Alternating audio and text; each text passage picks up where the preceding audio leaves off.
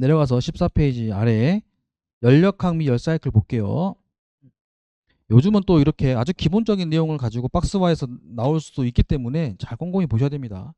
압력의 개념인데, 압력은 단위 면적의 수평이 아니에요. 수직으로 작용, 그러니까 수직으로 미는 힘이죠.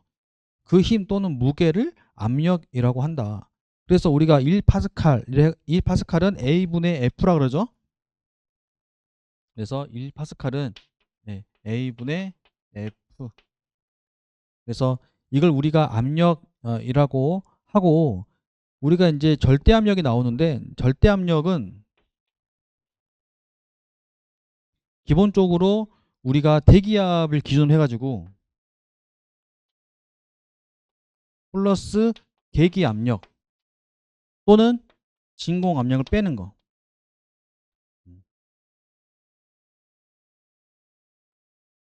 이런 걸 우리가 절대 압력이라고 그럽니다. 그러니까 만약에 계기 압력이 0이다. 그러면은 절대 압력은 그냥 대기압이다. 이렇게 말할 수도 있겠죠. 그래서 절대 압력이라는 거는 대기압을 기준으로 계기 압력을 더하든지 진공 압력을 빼든지 그걸 우리가 절대 압력이라고 말을 합니다.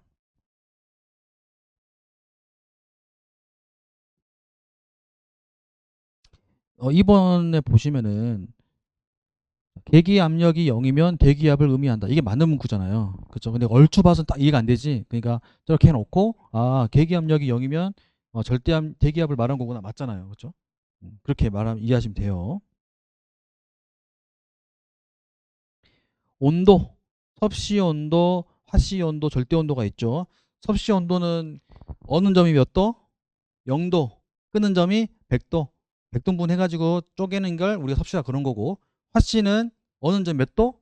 32도. 그 다음에 끊는 점이 212도. 몇 등분? 180등분 한 거를 화씨, 파렌하이트 온도로 하는 거죠. 절대 온도는 어느 점 최저 몇 도? 273도. 끊는 점 더하기 100에서 373. 373도. 100등분 한 거죠. 이것도. 그래서 여기에 나올 만한 건 뭐겠어요? 서로 바꾸는 게 당연히 화씨 주고 바꿔봐라. 섭씨 주고 절대 온도 몇이냐 이렇게 서로 비교할 수 있는 거.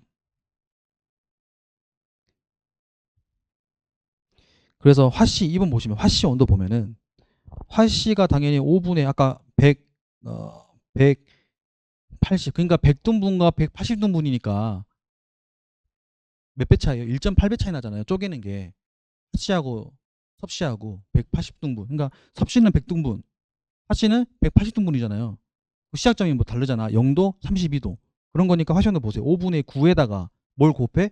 화씨 곱하고 32만 더해주면 되는 거잖아요. 그렇죠. 두 개 다 외울 필요 없이 뭐만 외우면 돼. 난 이게 더 편해요. 화씨 온도가 화씨 온도가 뭐냐? 섭씨보다 난 1.8배 크잖아요. 1.8 곱해주고 시작점 32 더해주는 거. 그리고 밑에 있는 절대 온도는 섭씨 온도에다가 273 더해주면 절대 온도가 나오는 거고요. 자, 밑에 비열. 자, 여러분 앞으로 이제 비열을 많이 들을 거예요. 어떤 물질 1kg가 이 1kg의 물체를 1도 올리는데 필요한 열량이래요. 자, 1kg 이 비열을 정확히 해보자면 헷갈리니까 1kg의 물질이거든요. 이게 몇 도 올리는데? 1도 올리는데 필요한 열량이에요. 열의 양. 그러니까 비열이라 부르는 거죠. 근데 B자가 당연히 뭐겠어? 비율을 말하는 거겠죠. 비율. 준표야? 비율을 말하는 거겠지? 그러면은 비율은 다르다는 거지. 뭐에 따라서? 뭐에 따라 다를까? 준표야? 그렇지. 물질에 따라 다른 거죠. 물질에 따라서. 내가 에로를 온도 올릴 거냐, 연료를 올릴 거냐, 물을 올릴 거냐 등등. 내가 어떤 물질을 올릴 거냐에 따라서 당연히 필요한 열량은 달라지겠죠. 쉽게 올라갈 수도 있고 안 올라갈 수도 있고. 그래서 비열이 만약에 크다. 그러면 어떻게 이해해야 돼요? 온도 올리는데 많은 양이 필요하다 이 말이죠. 비열이 낮다? 쉽게 온도 올라가는구나. 조금만 열 주면 바로 올라가는구나. 이 말이 되겠죠. 아무리 이 사람한테 나쁜 짓 하고 막 화를 내도 화를 안 내. 만약에 가은이가. 그러면은 비열이 높은 거겠지. 근데 조금만 띡 하면 야! 하는 사람은 비열이 낮은 거겠죠. 이해되죠? 이게 비열이라는 뜻. 아, 온도 올리는데 필요한 열량이구나. 자, 그 다음에 밑에 있는 이제 단위가 줄, 그다음에 킬로그램 곱하기 켈빈 이렇게 써져 있죠. 온도, 절대 온도. 그러니까 물질 1kg이 1도 올리는데 필요한 줄도 열을 말해요. 열의 단위가 이제 줄 하거든요. 1줄, 2줄, 3줄 이렇게. 자, 2번에 있는 비열 B가 있는데 정적 비열분의 정합 비열이다 라고 되어 있어요. 정적분의 정합은 이제 무조건 1보다 큰데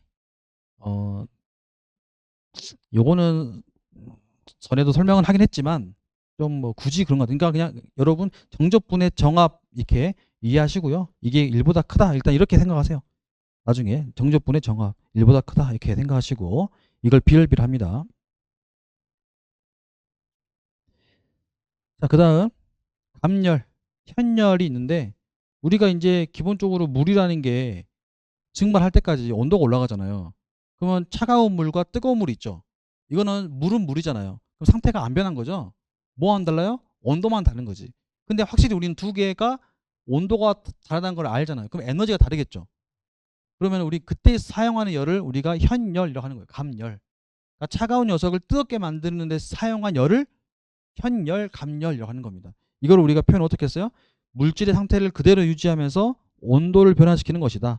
그러니까 차가운 거를 뜨겁게 만들었다. 하지만 똑같은 물이다. 이 뜻이죠. 자, 밑에 있는 잠열.